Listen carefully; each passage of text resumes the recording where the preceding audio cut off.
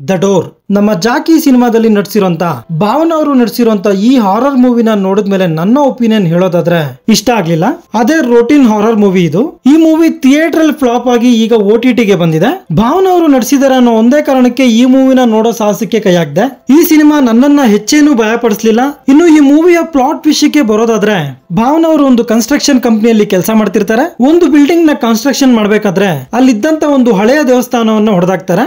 ಆನಂತರ ಸರಣಿ ಸಾವುಗಳು ಸಂಭವಿಸ್ತವೆ.